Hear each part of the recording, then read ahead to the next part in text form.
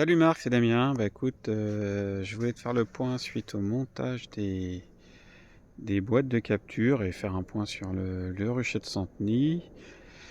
Donc si je commence avec les boîtes de capture et les tentes, donc j'ai installé les deux tentes 2023 ici et j'ai voulu garder le modèle 2023-22 et adapter la double boîte de capture sur ces tentes-là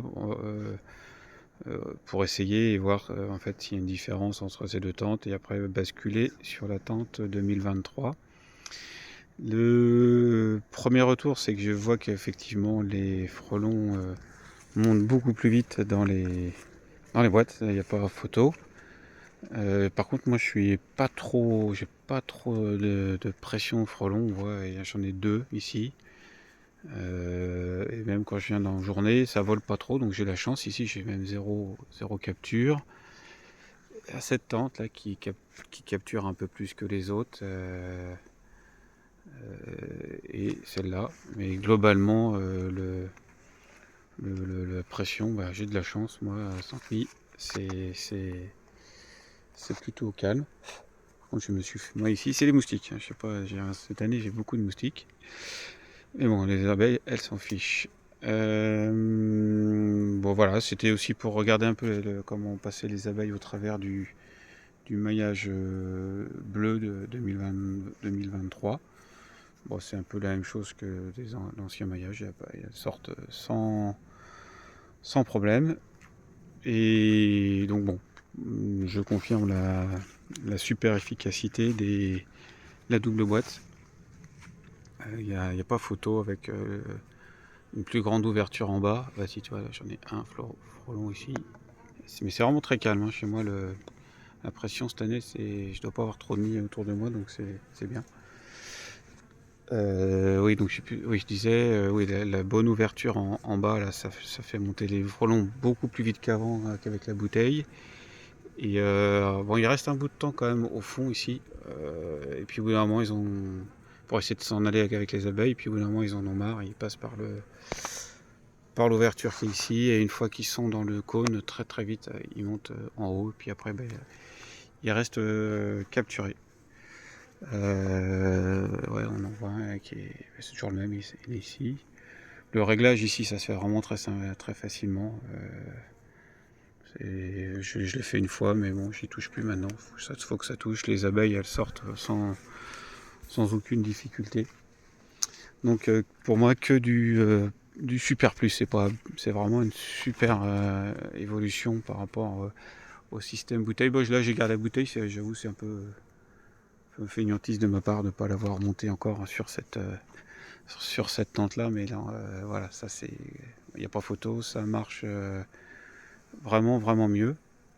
Et voilà, donc là c'était le point boîte de capture. L'autre point, bah, j'ai fait ma récolte sur cette ruche là et j'ai mis en place le traitement des ruches. Donc j'ai fait trois types de traitements cette année. Bah là, comme l'année dernière, j'avais mis déjà j'avais vraiment une grosse pression.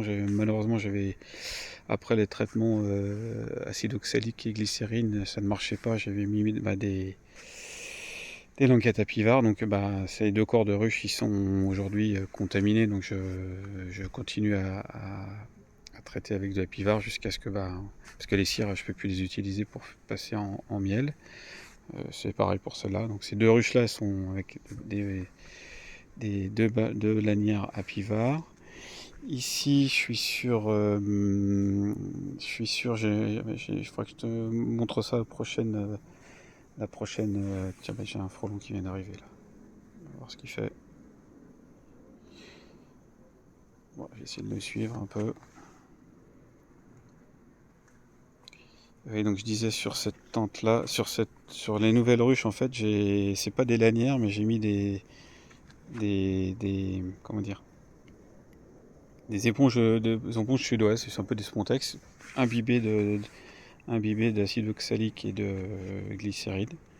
Donc ça c'est sur l'idée de Andy, je crois que c'est Oliver, Andy Oliver, je sais plus, avec un taux 1 pour 1 entre glycérine et acide oxalique.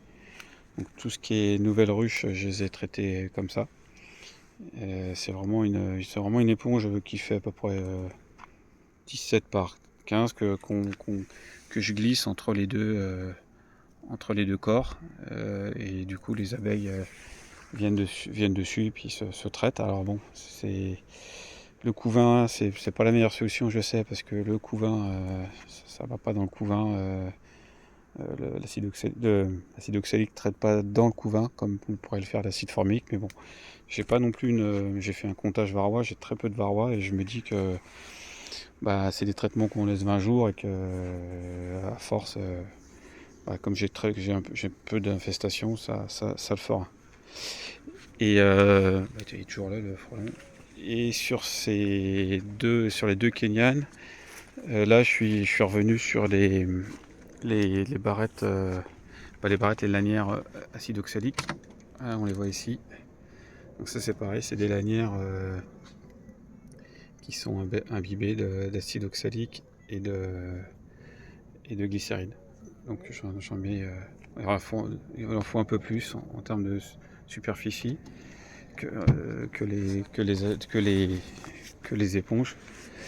Mais voilà, donc ça c'est deux ruches avec les lanières. Ici je suis sur de Apivar, et là je suis sur les éponges acide oxalique et glycérine. Donc voilà le premier point. Et tiens, je me demande si le frelon n'est pas déjà monté. Ah si, voilà, je crois que celui qui se baladait, il s'est déjà fait attraper. Parce que tout à l'heure j'avais pas de frelon ici, et là j'en vois un. Donc ça se trouve il s'est déjà fait attraper. Et l'autre point qui est pas cool, c'est que je pense que cette ruche là est bourdonneuse, j'en suis sûr, parce que je l'ai ouvert et j'ai pas de couvain. Et ça fait déjà 3 semaines, au moins plus de 3 semaines. Et aussi la Kenyane là, pareil, j'ai ouvert ici. J'avais quelques doutes sur pas son efficacité, mais sur son fonctionnement, parce qu'en fait j'ai très peu d'envol. Les abeilles sont là, elles bougent pas trop. Et en fait quand j'ai ouvert ici, pareil, j'ai plus de couvain. Donc voilà, j'ai pas envie de réinjecter, acheter une reine, tout ça, j'ai pas envie. Donc je sais pas, peut-être perdu. Je verrai bien en retour là de vacances ce qui va se passer.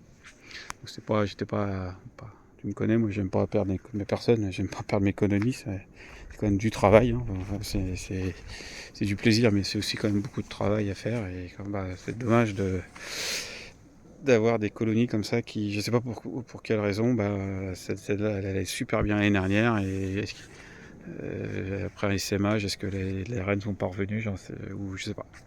Donc sur les 6 ruches, j'en ai 2 là qui vont pas tenir, je pense. Ou alors, je sais pas, faudrait que je prenne un rayon de couvain et que je le remette dans celle-là en revenant. Là, j'ai pas le temps. Mais bon. Voilà. J'étais pas très pas content, mais déçu de voir 2 colonies sans reine. Et surtout, la canine, je sais même pas comment faire, puisque là, c'est un format spécial et je peux pas rajouter du couvain ou des œufs dans cette ruche là. Donc je pense qu'il faudrait la secouer, mais secouer une Kenyane, c'est pas.